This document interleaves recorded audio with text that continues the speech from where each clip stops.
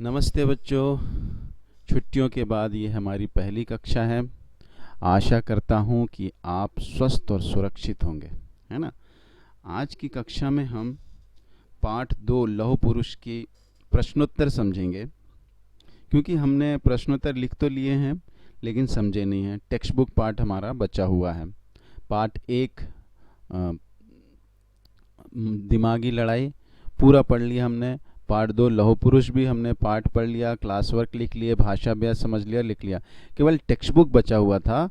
आज हम वह टेक्स्ट बुक पाठ पूरा करेंगे। सबसे पहले ये वीडियो में मैं प्रश्नोत्तर समझा रहा हूँ। आप हो सके तो क्लास वर्क भी खोल के बैठिए, आपने जो लिखा है ध्यान से देखिए तो और अच्छे से समझ में आएंगे। ठीक है, तो अब हम क्या समझते हैं, प्रश्नोत्तर। बच्चों, हमारे पाठ्य पुस्तक में 5 प्रश्न हैं। ठीक है, ये आपने उत्तर भी लिखे हैं, थोड़ा समझ लीजिए इनको।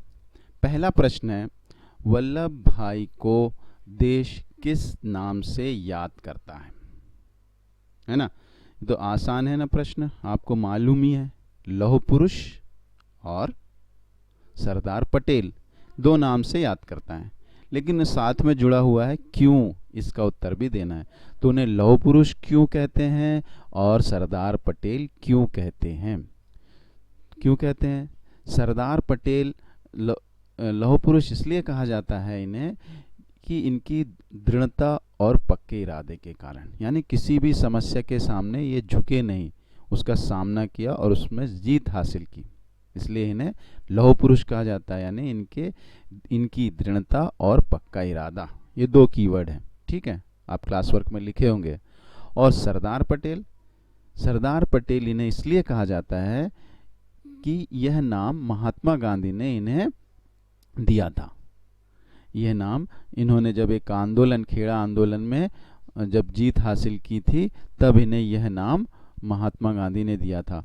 तो इनकी दृढ़ता और पक्के इरादों के कारण इन्हें लौह पुरुष, और गांधी जी के द्वारा दिए गए नाम उपाधि सरदार के कारण इन्हें सरदार पटेल के नाम से जाना जाता है। ठीक है, तो ये पहला प्रश्न हुआ। दूसरा प्रश्न है, वल्लभ भाई ने अपने जीवन के विषय में कब निर्णय लिया था। यानी वल्लभ भाई ने अपने जीवन के, अपना जो उनका जो जीवन था उसमें वो क्या करने वाले हैं, आगे के फ्यूचर के बारे में उन्होंने निर्णय ले लिया था, डिसीजन ले लिया था कि वो क्या करेंगे। ये कब किया था उन्होंने, यह उन्होंने 10वीं तक आते आते यह निर्णय ले लिया था। कक्षा 10वीं यानी 10th क्लास तक आते आते उन्होंने ये निर्णय ले लिया, डिसीजन ले लिया था कि वे जीवन में क्या करने वाले हैं। ठीक है, तीसरा प्रश्न है, वल्लभ भाई स्वतंत्रता संग्राम से किस प्रकार जुड़े।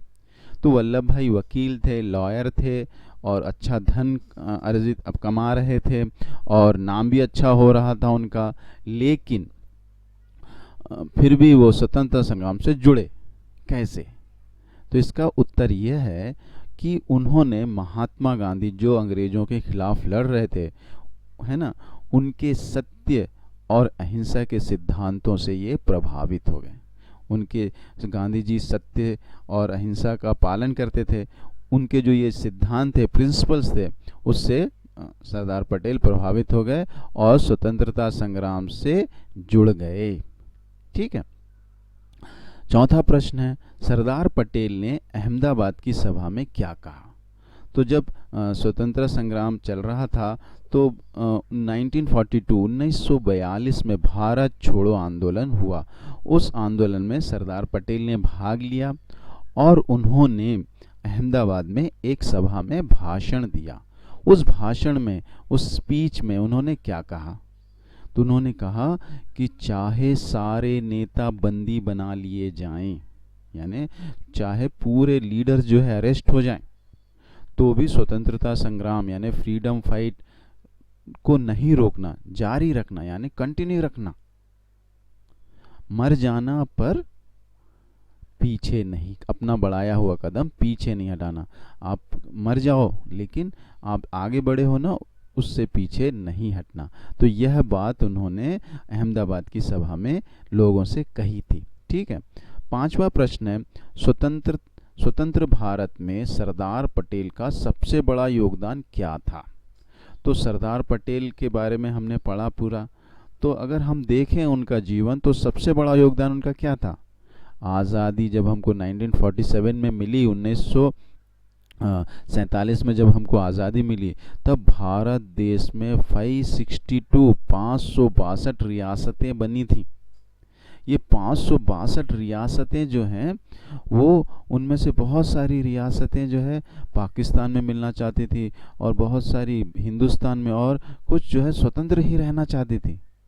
कुछ पाकिस्तान में मिलना चाहते थे, कुछ भारत में मिलना चाहते थे, और कुछ सोच रहे थे कि हम स्वतंत्र रहेंगे, हम इंडिपेंडेंट रहेंगे।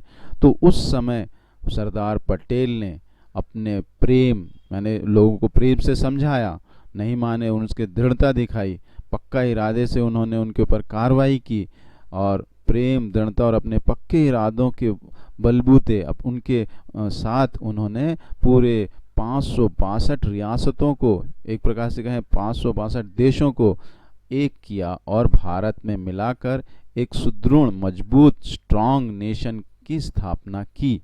यही उनका सबसे बड़ा योगदान था। ठीक है, इस तरह से हमने ये 5 प्रश्न समझ लिए, है ना। ये आप क्लास वर्क में देखिए, पढ़िए, कुछ डाउट है तो आप पूछ सकते हैं। ठीक है, आगे की कक्षा में हम टेक्स्ट बुक के और जो बिट्स बचे हुए हैं वह समझेंगे। ठीक, यह कक्षा ध्यान से सुनने के लिए बहुत बहुत धन्यवाद बच्चों।